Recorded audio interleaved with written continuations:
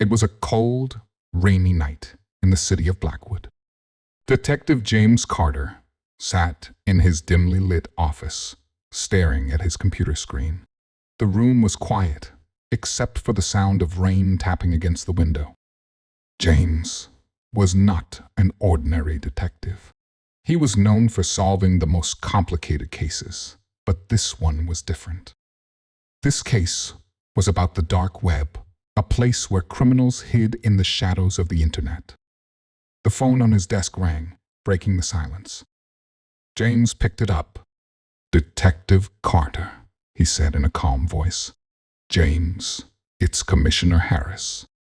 We have a problem. A young girl, Emily Parker, has gone missing. Her parents received a ransom note, but it's not ordinary. It's linked to the dark web. We need your expertise." James sighed. He had dealt with dark web cases before, but they always left him feeling uneasy. "I'll be there in 20 minutes, he replied. At the police station, James met Emily's parents. They were terrified and handed him a printed note. It read, "We have Emily. If you want her back, pay $1 million in cryptocurrency. Instructions will be sent via the dark web. Do not involve the police, or she will be harmed."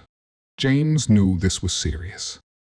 The dark web was a dangerous place, and time was running out.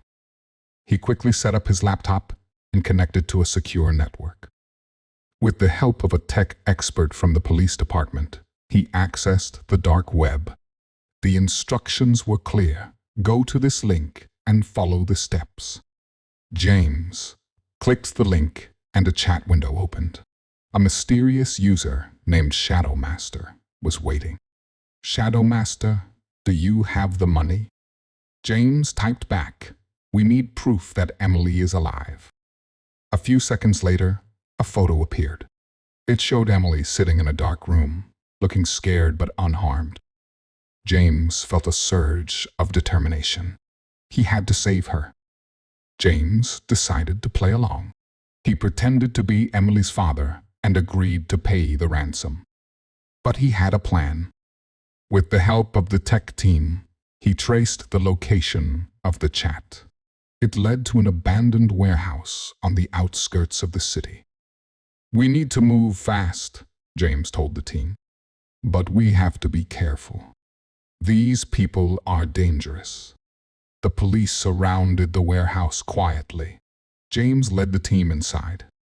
The place was dark and eerie, with broken windows and dusty floors.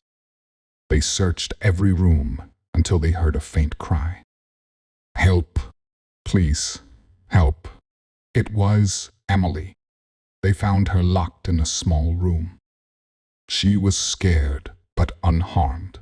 James quickly freed her and handed her over to the medical team. But the criminals were nowhere to be found. James knew they had escaped through the dark web, leaving no trace.